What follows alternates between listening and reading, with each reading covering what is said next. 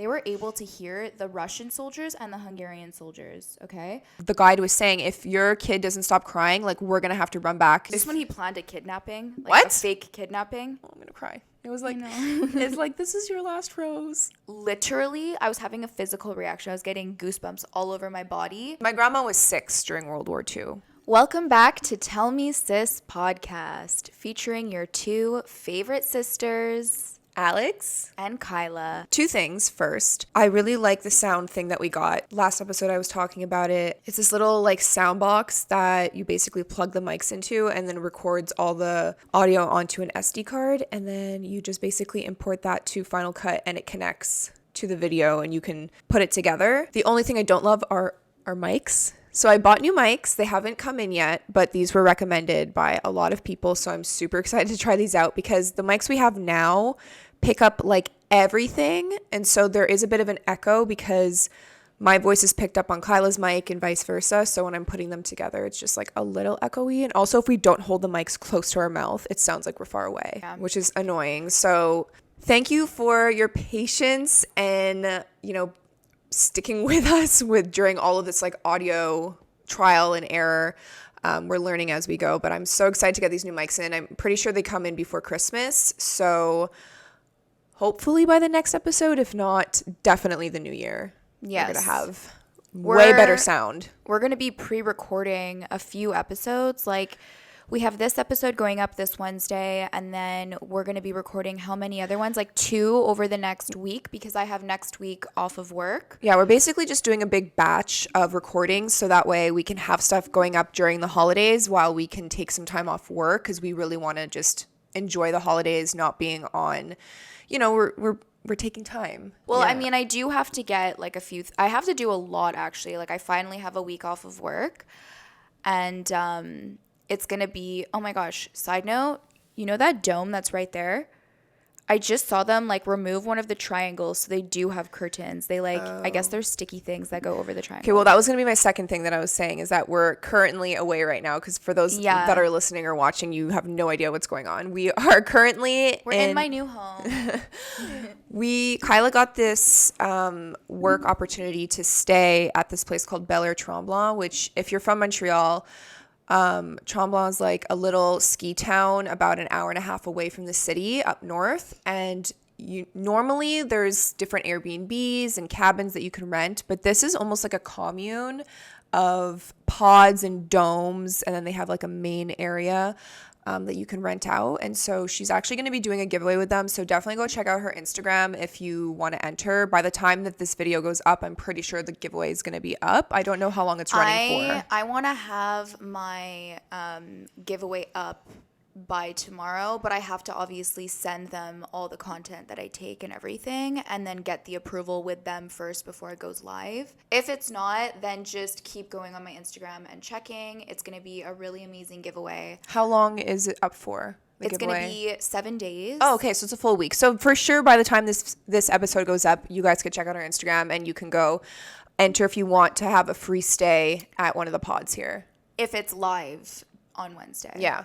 But, it's a free night stay in one of the pods here. And, well, it's either a pod or a dome. You could choose, I believe. Well, you can follow us on Instagram, and we'll make sure to show you. We'll post some stuff on the Tell Me Sis podcast Instagram account if you want to go follow along. That's also where we're going to be asking a ton of questions for our listeners. Like, we're going to be doing a lot of segments of asking, like, horror roommate stories or best friend stories or, like, confessions or drama stuff. Like, that's where we ask you guys to submit your stories, and like we reread and react to them. Wow, words. Should we tell them the story of what just happened getting up the hill? Oh my gosh. That was terrifying. I was so scared, actually, for like a split second. I thought the car was going to flip backwards. Okay, I didn't think that. But I was like, oh my gosh, I have no control over this vehicle, and I don't know what's going to happen. I thought we were going to flip backwards and like literally like go down the hill upside down, because the hill is steep to get up to like the pod that we're staying in. And because it was like one of the first real snowfalls last night, I guess like they just weren't like, there's no salt on the roads yet. And so we were driving up the hill and we hit a patch of like black ice probably, and it just, my sister's car would not continue going up the hill. But it's so steep getting up that like when we stopped and she's like, oh my God, I'm flooring it right now, Kyla. And we weren't moving. And then we just felt the car slowly start to go backwards. I was like, this is how I'm going to die. It was so scary. And eventually she was able to get kind of to the top of the hill, but then hit another patch of black ice. And so I had to get out of the car. And like, Kyla was trying to push the car. And also I was on a hill. Like, I'm so useless in that situation. There's no way I'm helping us get out. Like, there's no way I'm going to have enough force to push the car. I was thinking the whole time, if someone's watching us right now, they're for sure laughing so hard. It's like two girls like trying to get out of like a snow. Anyways, it was really funny now looking back. So basically what I did is I just reversed down the hill and I backed up really far and gunned it up as fast as I could and went like off the tracks. So I got a bit more traction in the snow and then I made it up. Oh my God. And we're all safe. Everything's good. But and my sister was laughing. She's like, wow, all this just for breakfast. Yeah, literally. Because, well, first of all, I didn't realize you can order the breakfast. I thought we had to go. I thought it was going to be like a big buffet place. Like that's what I was thinking too. But because it's not a hotel, it's not going to be a huge buffet place because, like, yes, there's quite a few pods and domes here, but it's not like they have thousands of them. Like, it makes sense that you would go down and like order breakfast and whatever. Yeah, no, and I'm sure they're not like completely full every single night. I'm just saying that I thought, like, what I had thought in my head was that we had to go and get our food, and then I realized that people were ordering. I didn't realize you could order. Like calling in. Yeah. So that's why when we got down there, I was like, oh, we didn't actually have to come down. Now we know for tomorrow. Yeah. That's nice. Also, we are getting massages today at their spa. So they have excited. a spa here at, they call it the clubhouse. That's like the main check-in area. And I was offered a massage for 2. We also have our own sauna and bathtub, which we're going to be taking advantage of tonight. I'm so excited for that. We showed up to a bottle of champagne. Mm-hmm. So funny because there's rose petals all over the floor. So when we arrived, I was like, I'm with my sister. I know. I was telling Kyla, I'm like, did they know that you were bringing your sister as your +1? And she's Yeah. like, I don't know, actually. Well, I told them, like, I said my sister, and then I tagged you in our message. That's funny. I even asked, I was like, does my sister need to do anything as well, like for the giveaway? And they're like, no, only if she wants. That's so funny. So anyways, it smells amazing in this pod. Oh my God, God, it smells so good. It's really relaxing. They have a farm on site so you can go see the animals. And there's also different activities throughout like the different seasons, which was cool. They were explaining in the summer there's, I actually don't remember the word for it, but it's Zip lining? Is there zip lining here? I'm pretty sure. Don't quote me on that. I think I remember seeing that on their website. There was like this obstacle course that I saw. It looked really fun. And so anyways, there's a bunch of things you can do. They have dog sledding here in the winter. What time did you go to bed at last night? I could not fall asleep until like 1. Oh my God. Yeah. I was tossing and turning because I was freezing. Oh my God. I was so cold. And I checked the thermostat. You could have turned on the fireplace. It would have woken you up. It doesn't matter. No. I woke up so many times last night. I always wake up throughout the night. But yeah, I checked the thermostat. It was 17 degrees Celsius. And I was like, that is so cold. So for inside in the winter, and it just kept going down overnight. And I was like, what the heck is going on? But anyways, we set the fire this morning. It was nice. And it's just really pretty to wake up. You see the view of the mountains. You have the nature. It was like a beautiful, really gentle snowfall. And I'm actually going to record this. it was so nice. Today's episode is going to be kind of an interesting one because we're going to be talking about some crazy family stories. Things that our grandparents went through, the differences between their time, our parents' time, and our time, and kind of give you a little Chantomo history because I feel like it would be interesting. We have a pretty awesome family with a pretty amazing history. And so without going into like crazy detail, because obviously we didn't live it, and I'm also really bad at telling stories and I don't want to get anything wrong, so I'm going to do the best I can. Okay, I'm a good storyteller. You are a good storyteller. So yeah, you'll save me if I mess anything up. But I really want to film my grandma talking about it from her perspective and her experience. And I've been talking about this for years and she really wants to do it. It's just that whenever we come down to actually doing it, because it's her reliving her trauma, it's really emotional for her, and then she doesn't really feel comfortable, and I definitely don't want to pressure her. And if we do film it, I don't even think I'll upload that on social media. I think I'll keep it literally for my children and my children's children. Because imagine you can have a video of your like great great grandparents explaining their life from their perspective, and you can watch that. So I was telling my grandma, I'm like, it would be so cool if Arky, when he's older and it has his kids, you know, I don't know who my great great grandparents were at all. I don't know anything about them. So if they were to know and hear it firsthand from their relative, like that would be so awesome, and get to really feel the full experience. Because even now when I retell the story to some friends and family about what mama and papa went through, people are like, that's crazy, but it's like, it's not the same as when she tells it because it's from her experience. And so we're not going to be giving like the crazy details of it, but just the overall experience. And then also my dad's family, like their history, and then anyways differences between then and now. So I think it would be good to start off with a little history of us and our parents. Okay. So our dad is Italian, but technically born in Canada, so he's Canadian, but he's first generation Canadian. Yes. So his parents are Italian. My mom's parents are Hungarian, or my grandfather passed away, so they were Hungarian from Budapest. And my dad's parents, his father was originally from a town in the north of Italy called Altissimo, and then after the war they settled in Sabaudia. And then his mom, her family was from the like Napoli region, so Naples, around that area. And then both my mom's parents were from Budapest, and like as long as we can remember, they're from there. So that's kind of the history of them. Also, just to like say, our dad's parents are born and raised in Italy. They moved to Canada later on. Nona was born in Montreal. Oh, she was? Yeah. And then she moved to Italy when she was younger, and then moved back to Montreal. Oh, okay. I actually didn't know that. And then my mom's parents were born and raised in Hungary, and they came, my grandma was 19 and my grandfather was like, what, 26, 25? Something like that. After the war and all that. Okay. Yeah. So both of our parents are first generation Canadians. We are second generation, although we're proud Italian and Hungarian. I'm a proud Canadian, I would like to say. Oh, yeah, for sure. We're proud Canadians, but like we're also proud Italian, Hungarians. I don't know if I would. I feel like a little bit of a phony. I literally would not consider myself Italian or Hungarian because I don't even know how to speak the languages. I know certain things and certain words, and I know a little bit about the culture through my grandparents, but I wouldn't even consider myself that because I feel like a phony if I say it. Like I say my nationality through, you know, generations is Italian and Hungarian, but I'm Canadian because I just feel like that's what I am. I've always wanted to go live abroad in Italy for a year and learn Italian. Like when I was in university, I was like, that's something that I really want to do. And I'm so sad that I never did it. There's still time. Yeah, there's still time for sure. What would make you choose Italy over Hungary?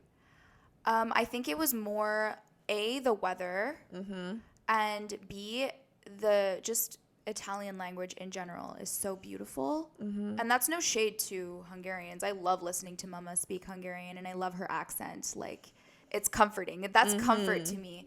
But there's just something about the Italian language that is so beautiful to me. So, and I've always been attracted to Italian men. Okay. Like, they've always been my type. So that's why I wanted to do Italy. You could always go, you know? It's not like you missed your calling for that if you wanted to do it. No, for sure. But, like, you know, I have my own condo now. I have a full-time job. It's, like, different. Yeah. It's not the same as when I was, like, young and living at home. Eat, Pray, Love. Just watch that movie. Yeah. So a little family history. And keep in mind, guys, this is us hearing it through our grandparents. So it's not verbatim, and it might not be exact, but my dad seems to think that our last name is derived from cento uomo, which means 100 men. And I think there's like a history of like these two brothers that went through a war and fought like a battle and then won, and the two brothers, the cento uomo, it was a battle of 100 men or something like that. And we have a family crest in Altissimo, and it's cool because I actually went to Altissimo in 2018 when we went to Italy with our friends, and it's a really small town in the mountains in the north of Italy. And our last name is on like so many different billboards there, like little signs. There's Centomo auto repair store, Centomo grocery store. It's like because our family kind of helped build the town. So that's crazy. We have like a lot of history in this town, which is pretty cool.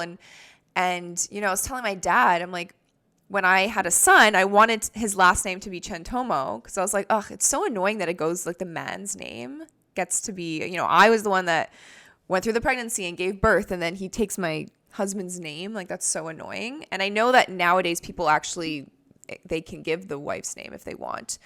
And I was saying to my dad, you know, I like the name Centomo. I only have 2 boy cousins. So there's only 2 people that can continue on the name. So I'm hoping that they have kids so that they can continue the name, because then it's just done, you know? Yeah. Oh, that's so sad. That bothers me. Actually, no, that's not true, because we have cousins in Italy with the last name. And there's actually, do you remember that guy we followed on Facebook that we found, and he had the same last name as us? We don't know if we're related or not. Yeah. And so like he has our last name. Well, yeah, there's other people that are going to have the last name Centomo. But, like, from our immediate family, I want it to, like, I know. continue. Because a lot of people also don't know it's pronounced Centomo. They just say... Centomo? Actually, a lot of people say a lot of random things. They think our last name is very confusing. I've gotten Cemento, Centino. Yeah, I've gotten some weird things, too. But the main thing I get is Centomo. I never correct people, though, when they say Centomo, because I don't care that much. No, it's just, if you're not Italian, you don't know that, like, E after C is pronounced ch, because usually when you have a vowel after... And when there's a C and then an H, it's pronounced k. Yeah. So it's just... It's, like, different. It's yeah. the opposite. Yeah, so that's our dad's side of the story. That's just no-no. That's just no-no. And then, so nonama. Okay, so our nonna...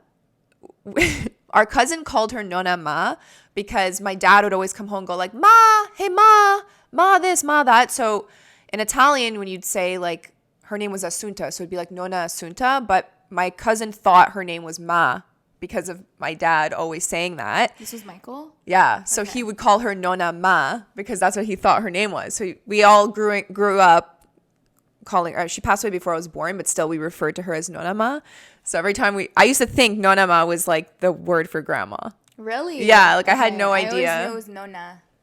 Actually, it's funny because anytime I speak to an Italian and they're like, oh, your Nonna lives with you? And I'm like, yeah, well, yeah, but she's like my Hungarian grandma. We call her Mama.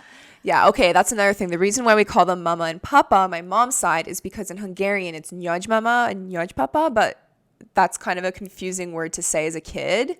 So my cousin would just call them Mama and Papa, and that's what we grew up saying. Yeah. So a lot of people are like, oh, that's cute. You call her Mama. Like, why? It's kind of like Maman, which is in French, which means mother, or Papa, which is father, or like Grand-Papa, Grand-Père, whatever. Yeah. We don't say that. It's just Mama and Papa. So on that side of the family, they have a wild story. It's honestly, if you know The Sound of Music or you know anything of escaping a country, like their story is so crazy. It's like a true love story during a war and a revolution, and then like coming to another country that's like completely the unknown, not speaking a word of the language, and like not knowing, having like almost no money, and like just starting from the very bottom, and like having kids and raising a family and like starting a life in a completely different country. Like it's what they went through was terrible, and I wouldn't wish that upon anyone,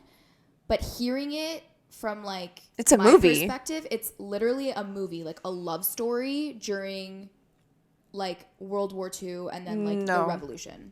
Not during World War II, after World War II and like during the revolution. So my grandma was 6 during World War II. So she was her main memories of what she experienced, which was very scary. She was 6 years old, and then she had a baby brother who was a legit baby, and just certain things that she experienced and she explained to us, it's very scary and traumatic for her. And she said for years after she would wake up screaming, and she has a lot of PTSD and she deals with a lot of that kind of stuff. So I never want to talk about her experience in that situation, because that's her story to tell if she feels ready to tell it. If she wants to tell it, And I don't know if I would even post that online, but she went through a lot. My family was Jewish, and if you are aware, during World War II in Europe, in Hungary, in different places, obviously you knew what happened to a lot of the Jews. So a lot of our family was murdered in World War II. Luckily, both my grandparents were not. They were young children. They you know, escaped, I could say, I guess. But it was after the war. When they escaped. What I'm meaning escape the war, like they didn't get killed. That's what I meant.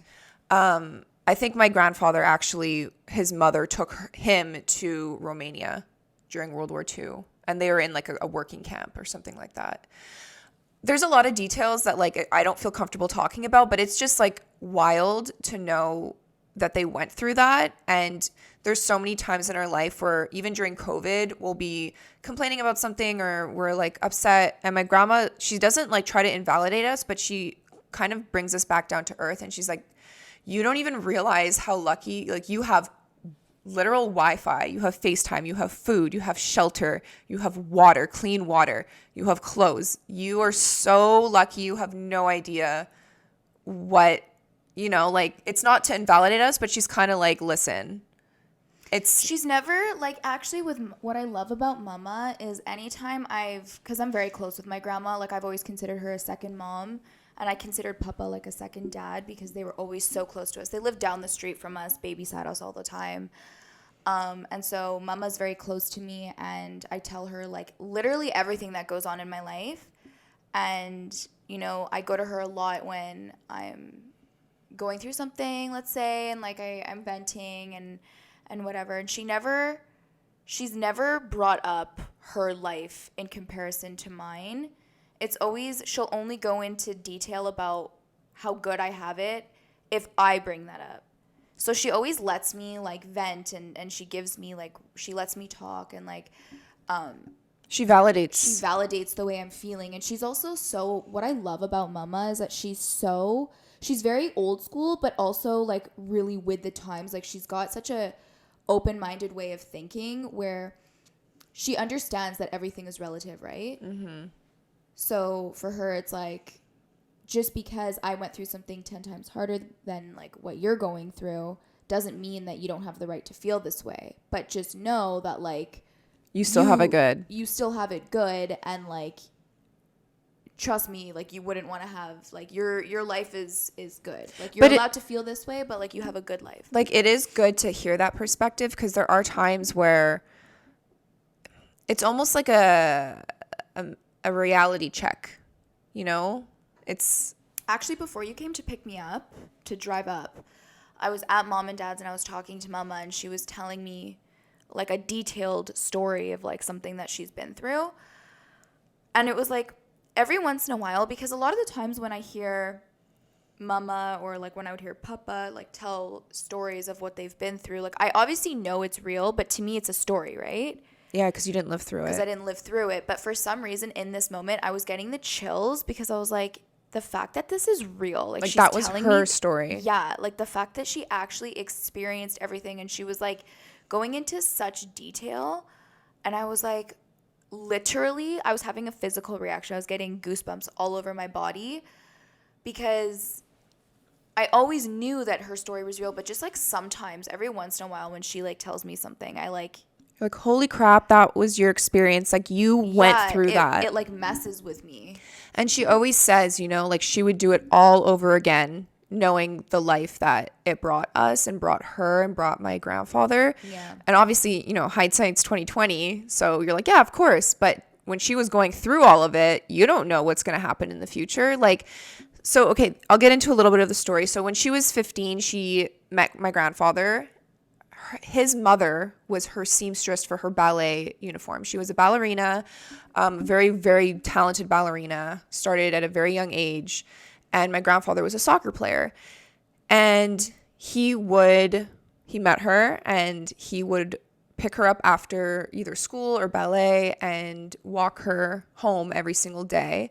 And then she would watch him play soccer. And it was just this thing that they really enjoyed doing. And then They quickly started dating, fell in love, and all this was during post-World War II, when there was the revolution and like everything in Hungary was getting amazing. Like her father owned a car dealership, and they weren't wealthy, but they, you know, had a good living and they were happy. And my grandfather was an only child, and he had a single mother. My great grandma was a single mom. Yes. Yeah. So he was being raised by a single mom, and he really respected women and was so nice to my grandmother. And then communism happened, and when everything happened with that, like my grandma's father was thrown into jail because he wouldn't give up his car dealership, and in communist countries you can't like make more money than, there's a lot of details. Communism is like really, really, really bad. Just like, know that. Especially from my grandma's perspective. Like, I don't want to speak ill on anyone else's perspective, but from her perspective, it was just really not great. And so she said it went downhill real fast, and it was scary. And like, they had just come out of the war, and then all of this is happening, and her and my grandfather were saying, like, we can't live like this anymore. We need to get out. But you couldn't just leave the country. So they planned an escape.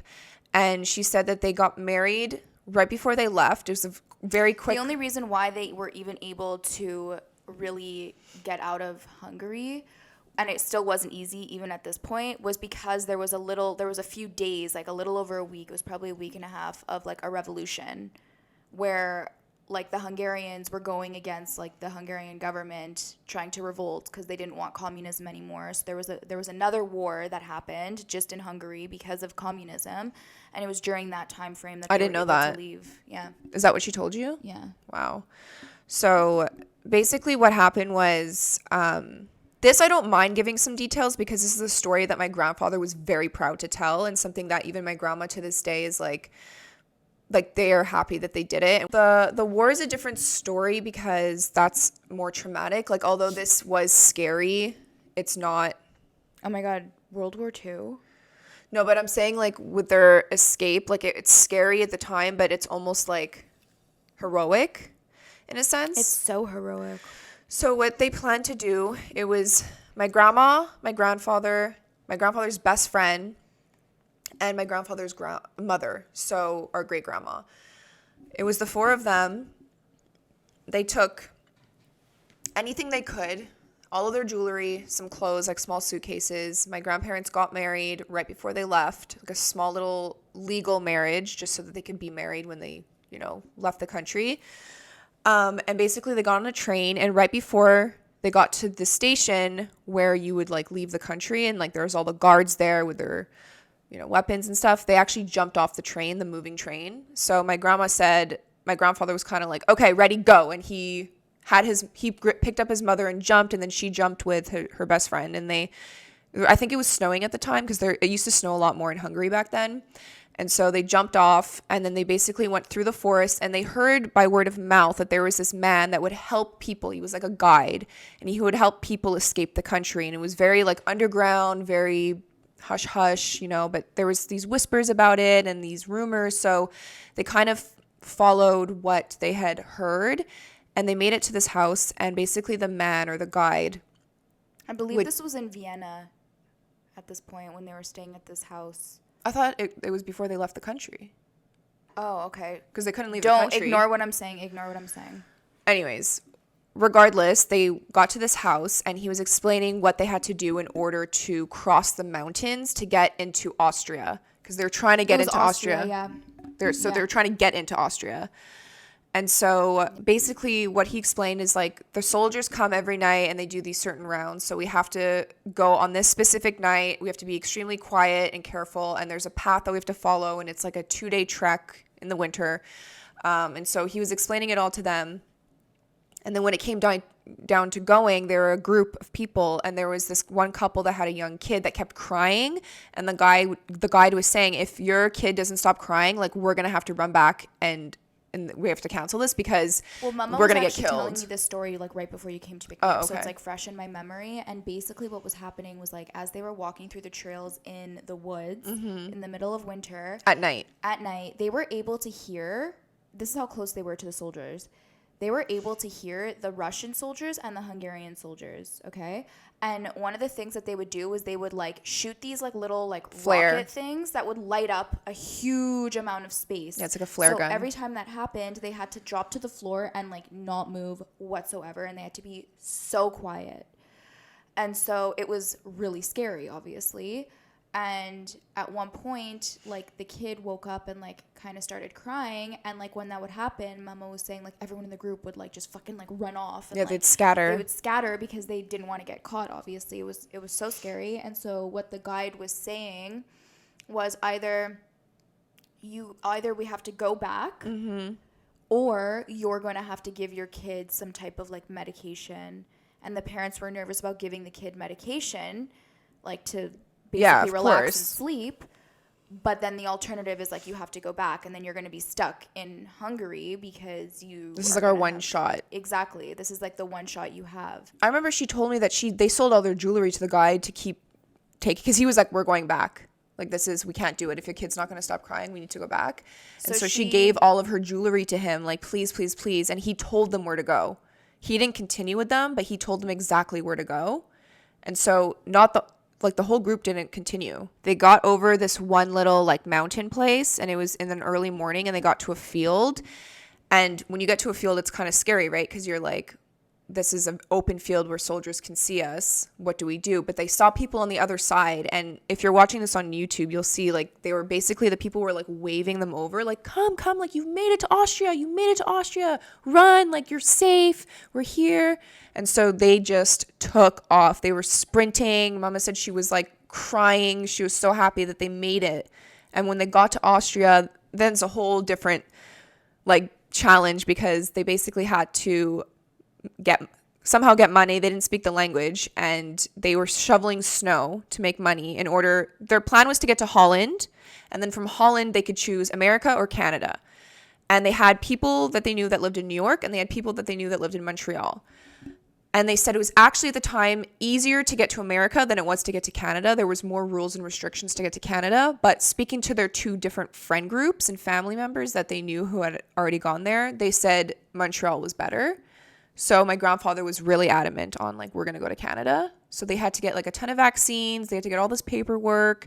And the travel from Austria to Holland was a trek on its own. And then once they were in Holland, they stayed there for a few weeks to learn English. And my grandma said the first sentence she ever learned, do you remember what it was? No. She said, my husband who has a very high position in Canada. That was the sentence that she learned. So there was a bump in the road where my grandfather, I believe this was in Holland, they had to do like scans of like everyone and make sure everyone was healthy, and like they found something on like my grandfather's lungs, and it was because he had pneumonia, I believe. They thought he had TB. Prior. Yeah, they thought he had tuberculosis because they found like something on his lungs, and it was like the tiniest little thing, but it was actually because he had like some scarring or something on his lungs from having pneumonia a few years prior. So they were actually like, Papa was like put in this sanatorium. It was like a sanatorium. So that was also really traumatizing for them as well, because it's scary already as it is, and then her husband's being taken to a sanatorium, and she's like, what the heck is going on? Also the boat ride. Did she explain to you the boat ride from Holland to Let's say the Canada? Story. You have to say the story. Oh my goodness, guys. I'm going to try to give as much detail as possible. So you watch the Titanic, right? You see this beautiful, huge ship. Obviously, you know there's rooms at the bottom of the ship that aren't as beautiful as the ones on the top. But when you think you're crossing the ocean, you think of the Titanic. No. I don't think of the Titanic. They all died. Okay, no, but I'm saying the ship itself. Oh, like this beautiful big ship. That is not what they took to go from Holland to Canada, Nova Scotia. So my grandma said, okay, well, it's a pretty big ship because they're like, obviously there's a ton of people on it, but you're at the bottom of the ship. It's rocking constantly. Everyone's sick. You're squished together like sardines. It's cold. It's dirty. My grandfather wasn't there because he was put on like the hospital wing of the ship, basically, because back then TB was like very, very scary. So they wanted to make sure that he was not. Anyways, long story short, she said it was the worst experience of her. Well, maybe not the better than the war, but still wasn't a good experience at all. And she was almost traumatized by it. Like, imagine being stuck in a room with a bunch of people. You're cold, you're wet, it's rocking for days. People are sick in front of you constantly. Like, it's just horrible. But she kept telling herself, like, It's worth it. We're going for a better life. We're doing this for a future. Like, we have to stay positive. It's going to work out. Like, basically manifesting her life in her head. And when they reached Nova Scotia, they went to Montreal. I think they were given $7 Canadian, which... Something like that. It was like something ridiculous. Yeah, but like back then, $7 was like not $7 today. But still... That's still not... It's not a lot they of were money. not given a lot of money. They rented this little apartment on St. Lawrence Boulevard, downtown Montreal, and my grandma worked in a factory. And then when my grandfather was released from the sanatorium, he was back home. He had gotten his engineering degree in Hungary, and I think he was trying to apply it to Canada and Montreal and like starting his business. But my grandma was working in a factory, and she worked in a factory until she gave birth, like till she was 9 months pregnant. Also, with her first pregnancy, she was throwing up every day. Yeah, she said she would get on the bus to go to the factory, get off the bus at the next stop to throw up, then get back on the bus, then get off, then get back on, then get off. Like, she said it was just horrible. The only thing she could eat were peanuts, and the only thing she could drink was milk. So they're the only two things that she can consume. Everything else made her sick. Oh my And she was living with her husband and her mother-in-law. Yeah. And so she said it was really tough. I don't know if Godfather was living with them as well, or if he was on his own. Basically, Godfather is my mother's godfather, and that was my grandfather, so my mom's dad's best friend who left Escaped with Hungary them. with them. Yeah, we call him Godfather because that's just what we knew him Yeah. as. But my grandma said it was really tough for the first little bit, but she said, like, as hard as it was, she was free. Yeah. She's like, you could make your life what you wanted. You had the choice to have a good life. Yeah, and if you worked hard and you applied stuff to your own life, you can get somewhere versus back where they were coming from. They were told what to do, what to think, what to dress, how to do everything, and you couldn't. If you went against anyone, you were thrown in jail or like even worse. So There was just no freedom at all. So she is such a proud Canadian. Like, now when I'm like, oh, my grandma's Hungarian, she stops us. She goes, I'm a Canadian. Like, she's so proud to be Canadian. And she even said the first time they went back to Hungary was obviously years later. I think my mom was 7 at this point, and they went back to Hungary, and she was terrified that they were going to like not let them leave again. Because, like, they escaped, right? Yeah. She's like, they're going to take my children. Like, she was so scared. And then they had, like, an excellent experience. And she still had family that lived there. She still has family and friends that live there to this day that never left. And, you know, as much as she has bad memories from her experience living there, she also was able to recreate really good memories when she went back with her kids and her family. And they would go quite often. They took us there when we were younger. Yeah. Like, I've still only been once. I want to go back so badly. yeah, I really would love to go back as an adult. But it was just one of those things that we grew up hearing these stories, and we grew up knowing how hard my grandparents worked for the life that they had, and they really made something of themselves, like coming from $7 and then being quite wealthy after, like working really, really hard. And they lived in apartment after apartment, and then they got a townhouse. Did really well financially. Yeah. Like, he worked his ass off. But he always said it didn't matter the money. For him, he felt success in his life with his family. Yeah. Like, to him, family was the most important thing, and he worked hard for his family. I'll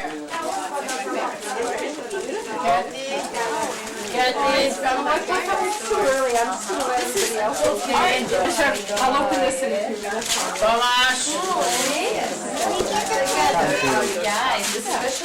Did Papa open any? Oh, Papa opened his tennis stuff. I hope so, because I just said exactly what it was. I don't know. But he said, like, he lived with no money. Like, he knew what it was like to be dirt poor, and he knew what it was like to have a lot of money. And he said, obviously, money helps, but at the end of the day, family is an important Papa thing. actually had the opportunity to be making millions a year, and he turned that opportunity down because he was like, I'm never going to be able to be with my family if that's the case. Yeah. He's just going to be working 24/7, which I think is like that's so important. Like, I want to continue that kind of like mindset. And he even said, like, you know, when he was making, because he was making good money, And him and my grandma, you know, once my mom and my uncle moved out, it was just the two of them.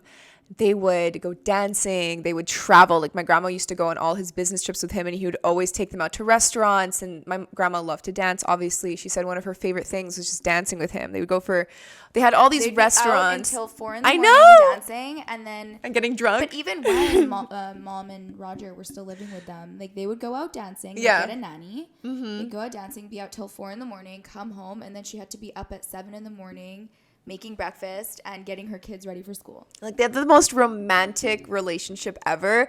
And one of the things that my grandfather always did for her was he bought her a dozen roses for her birthday. Every single year, even when they had no money, he would find a way to get her a dozen roses. And right before he passed, so he got sick and it was pretty quick the way it happened. And he told my dad, bless my dad's heart, he was basically like on his deathbed being like, I need you to find Mama a pendant of a rose. Like it was A brooch. a specific gold brooch. My dad was like, how the fuck am I gonna find? What the hell am I supposed to do? Here's my father-in-law, who I love so much, on his deathbed telling me to buy something which doesn't exist. My dad looked everywhere. Like, do you remember Daddy saying he was going to all the different jewelers, looking online, calling different people? Finally, he like knew of someone that made stuff, and he called him and he goes, you know what? I think my dad can help us out here. And he's like, it's a quick turnaround, you know, we got like a week. Yeah. And so they made out of this gold, literally this guy's father made the stem out of gold, put a pearl on the leaf, and then found this really old coral from the coast of Italy, somewhere that Mama and Papa had traveled to one time. Oh, and he like molded it into the shape of a rose. He made it in 24 hours. Did you know that? I did not know that. He made it in 24 hours. That's crazy.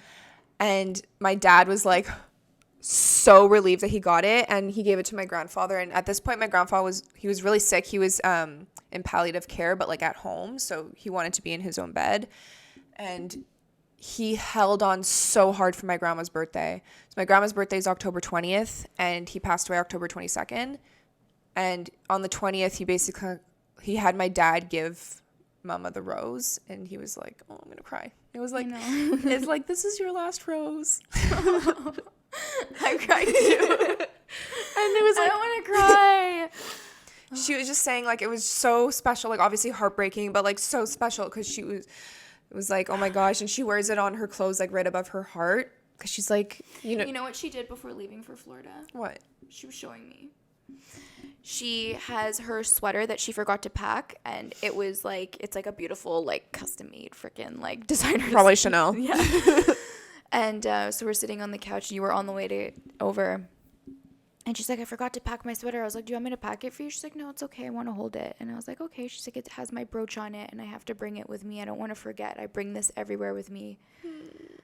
And she showed me, and we were looking at the brooch. And that's when she told me, she's like, you know that the man made this in 24 hours? He just had it by fluke, the material. Yeah, to make it. Everything in his, like, storage room or whatever. Yeah, my daddy said he went to the guy's house, and like in the back room he had all these different drawers of different types of materials to make jewelry, and that's kind of like he found the coral, and anyways, it's such a beautiful, they had the most beautiful love story, and they still have, because my grandma, obviously she's still here, and we talk about my grandfather all the time. And you know, it's funny because Dan always tells me, I feel like I know your grandpa, but he actually never met him. Yeah. Because Papa passed away in October of 2010. The fact that I'm crying right now. No, you don't cry. I know. I get really emotional though when I think about like Mama and Papa. Yeah. And yeah, just like sorry, what they went through and like their love story. And my grandfather was truly our best friend. Like he I was had the same birthday as him. Yeah. Isn't that crazy? He was involved heavily in our lives. He came to every single swim meet. He came to every single dance recital, Christmas concert at school. Like they lived 5 minutes away from us. Every weekend we would see them, went on vacations with them, go up north to the cottage that they built by themselves with their own hands, by the way. Our cottage and all our vlogs, my grandparents built that with their hands. So when he passed, it was very hard on our whole family. but especially because he was almost like a second father to us. Yeah. So that was really hard, and it was so sudden. And I shared a birthday with him too, and he passed away right before our birthday. So, That but first I was birthday? telling Mama about this actually, and I was like, I feel like the first few years that he was gone, like I was in shock. So I didn't really like mourn the loss of him properly. And it's only in the more recent years that like I really have started to miss him, and like it's really sinking in now. That's like I'm never gonna see him or speak to him again. I know. And like every birthday gets harder. It's weird for me. It's like the opposite the way I've handled. Well, grief is, I always say this, but it's not linear. It comes and goes, and just because you feel it really hard one time and not the other, it doesn't mean it's always gone, because grief is the absence of the loved one that you have.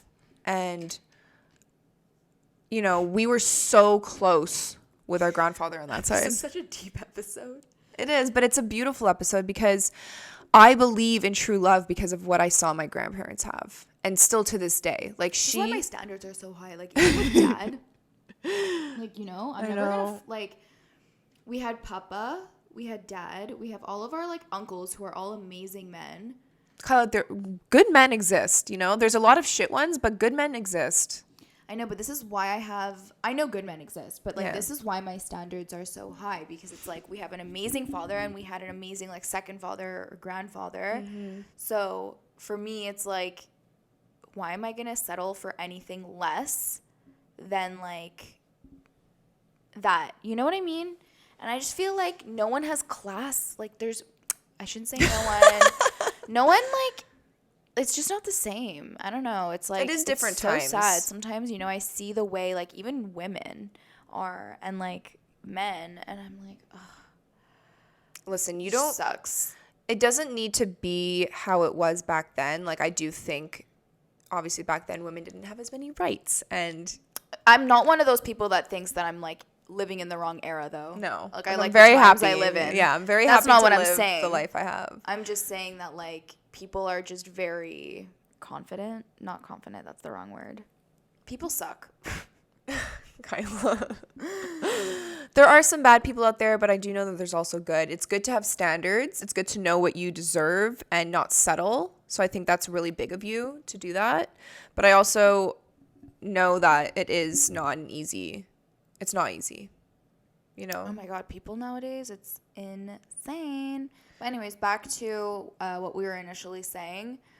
We haven't even spoken about Nono or Nona. So here's the thing though, like I don't know much about Nono and Nonoma. I know a bit through Daddy. See, this is the thing. We heard a lot of stories through our grandfather, like Papa, and their experience, and they would talk about it all the time. Like, I did a full project in grade 8 on our grandfather's escape from Hungary and all that stuff, because of how proud my grandfather was for doing that. And even on his tombstone, he didn't want, like, he's buried in a Jewish cemetery, but he didn't want the Star of David. He wanted the Canadian maple leaf because of how important it was to him that he was considered a Canadian. And my grandparents weren't very religious.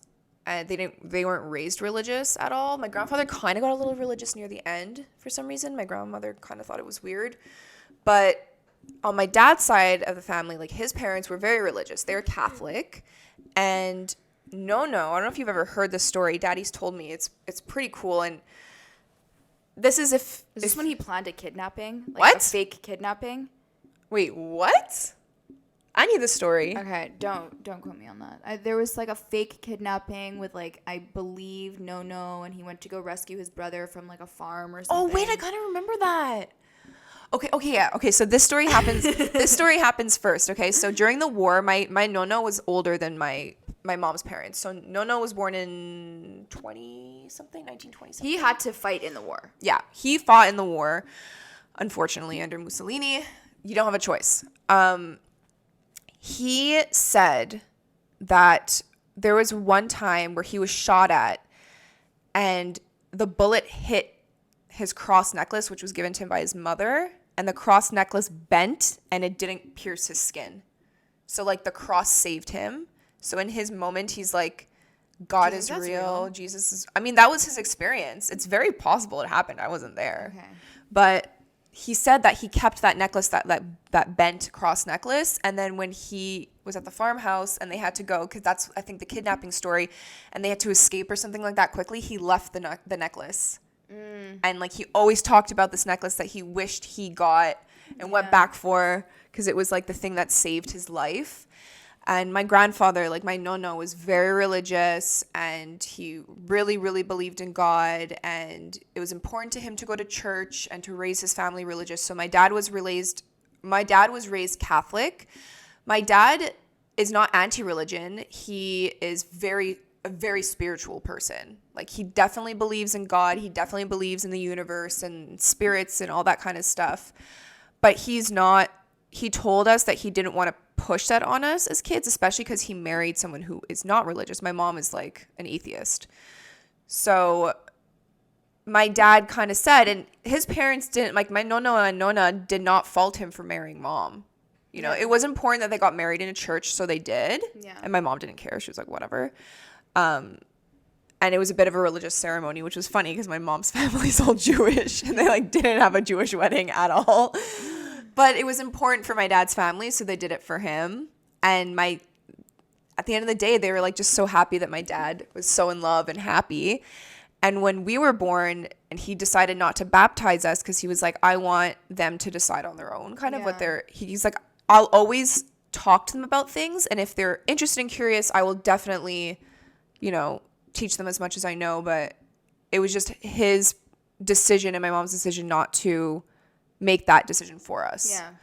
And so we grew up not religious at all. I remember going to church a few times with Nono, and I was like, I don't understand what anyone's saying. Because basically, like, what we're saying is we were not raised religious. We don't know anything about either religion.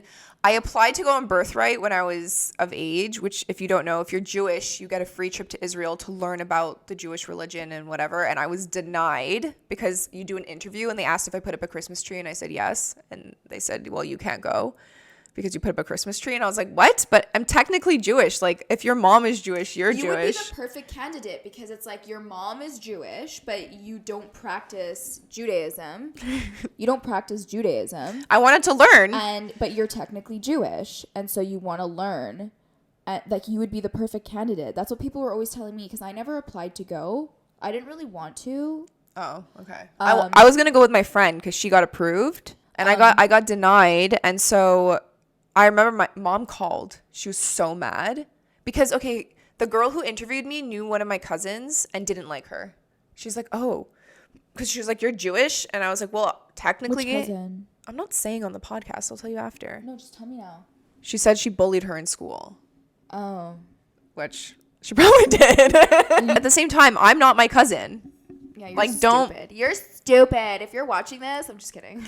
So mom called because she was so mad. I didn't know mom did this. And they apologized. And they're like, oh, well, maybe next year we'll offer her a trip. And I was like so turned off. I'm like, no, I don't even want to go now. I was so mad. And I didn't want to go on my own either, especially back then. So. How petty. I don't know if that's the reason. But I remember as soon as she found out who my cousin was, because she was like, wait a minute, your name is not Jewish. What's your mom's last name? And I said, well, it's also not a Jewish name, because here's the thing. Technically, my grandfather's last name was not even my mom's last name, because he changed it when he came to Canada. He wanted it to sound more English. The last name that he initially had was Bim, and that's a is it Austrian? No. Czech. No, it's a Czech. It's a Czech last name, and he changed it to Bartosz or Bartusz or something like that in Hungarian. That's more Hungarian. So Bartosz is, the way we're saying it is English, but it's more of a Hungarian last name than. Oh, Bim. I thought it was he wanted to sound English. Anyways, no. Okay, so I think you're right though. And so when I told his last name, she's like, well, that's also not Jewish. And I was like, okay, well, I don't know what to tell you, because I know my family's Jewish. Like, and okay, here's the thing is that she is atheist because my grandparents. Right? Yeah, my grandparents were atheist. Yeah. Like Mama and Papa. Like, I asked Mama, I'm like, you know, when you pass away, you'll get to see Papa again. Oh, that sounds so morbid, but we've talked about it. She goes, I don't believe that. I'm like, you think you just are gone? She's like, yeah. Because I would say things like, well, maybe Papa's listening right now, and she's like, no. I'm like, but doesn't it bring you comfort to know that he's, you know, somewhere knowing that Archie exists or that Dan exists? And she's like, I don't believe that. And I'm like, okay. But it's just because my grandma's so much like in her head, if God exists, like, why did my whole family Like, why did that happen to my family and all those Jews? Like, I don't agree with that. Like, in her mind, she's like, it doesn't make sense to me, which I know when you speak to religious people, depending on the religion or whatever, they say everything's like, there's a reason for everything. And I don't know. Yeah. But I know from my grandma's experience, she's like, no, I don't believe in that. So that's a little bit about our history, mainly about my mom's side of the family. My dad's side of the family, so my nono, when he came to Canada, How long is this episode? It's going to be a long one. There's a lot we're cutting out. So right now it's probably going to be around the same as the other ones. Okay. Because I'm in pain. We need to wrap this up soon. Why are you in pain? My back. The way I'm sitting. Oh. You have holes in your crotch. Stop! Kyla.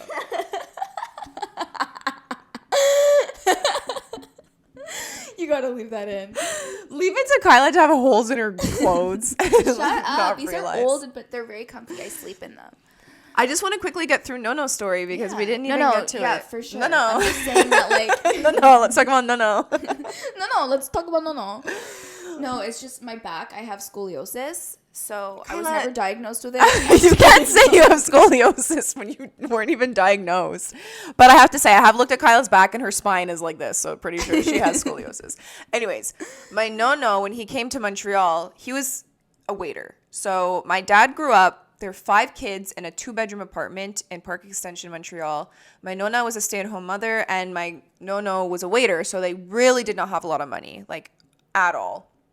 And my dad, when he was around... What the fuck? Just continue. When Daddy was in, like, grade 6, they moved to Montreal North and got a bungalow house, so it was a little bit bigger, which was nice. They had more room, and then my Nono continued to work as a waiter. And my dad said all of him and his siblings were, same thing, taught about family and how important family was and to work hard for your family. And my dad said when he was older and was making money, he bought my Nono a car because my Nono would take the bus everywhere. And literally Nono was like, I cannot accept this from you.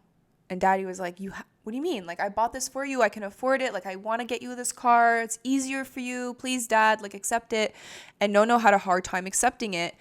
And Daddy was thinking in his head, why doesn't my father just accept this gift? I don't understand. Because I only realized once I became a father what that was like. Because I have a very hard time accepting things from my children. Because it's like, you work so hard to give everything for your kids. You don't want to accept things back. Because it's like, no, you save the money for you and your future. Literally selfless, unconditional love that you have for your children. Yeah. So Daddy goes, it was only in that moment that I realized why it was so hard for my father to accept that present. Because he was like, no, you need to save this for yourself, like in your future.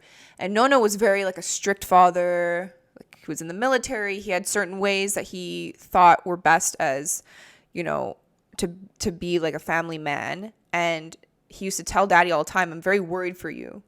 And Daddy would say, why? It was because you think life is just like this big, easy thing. You have no worries. You have no stress. It's like everything is too good. I worry that you're not going to, you know, be good in life. And Daddy was like, well, I'm just happy all the time. Like, Daddy sees everything as like glass half full. Yeah. Which is so amazing. And Dad did so well for himself, I know. too. He worked hard. And Daddy, I mean, he has emotion. He feels sad. He feels anger. He feels all those things. But in most situations, he's like, as hard as it is, like, I know I'm going to make it through because I will. He sees the bigger picture with everything. Yeah. And so my Nono was very concerned for him, but it actually works in my dad's favor because my dad's like, I live my life happy. I choose to be happy every single day. And I work hard for my family, but at the same time, like, I'm happy in my life. Yeah. You know? And I think that's so amazing and inspirational. I always say, like, how? Like, my dad's like, just let it go. I'm like, but how? I just want to quickly say, we got cut off because the camera, I had to change the battery. But if any of my cousins are listening to this and we got anything wrong, I'm sorry. Or if Mom, if you're listening to this, or Dad, and if there's anything we missed or left out, we'll be sure to, like, have a little edit on our Instagram as well as, like, in the comments of the YouTube video. So keep an eye out for that. But I'm pretty sure we got the gist of it. Yeah, I think we got, like, the gist of it. And, yeah.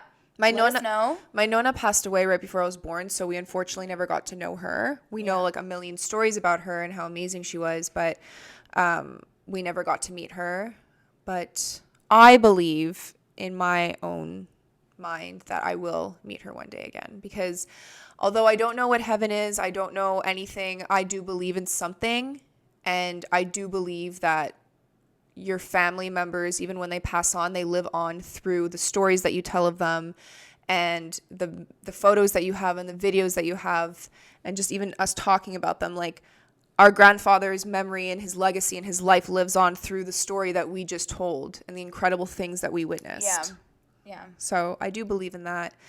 And I'm very spiritual, so I do believe in like spirits and like a higher power and stuff. like, there has to be something. I just can't believe that there's nothing. Like, prove to me there's nothing, I'll believe you, you know? Yeah. But there is no proof that there's nothing. So I just, for me, it's like, I don't know what it is, but there has to be something. Yeah.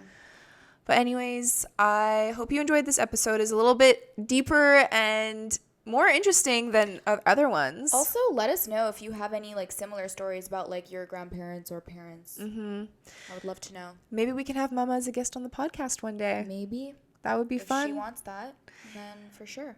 And we are going to have our first guest very soon. I'm very excited for it. We're not going to say who yet. It's a surprise. We're excited.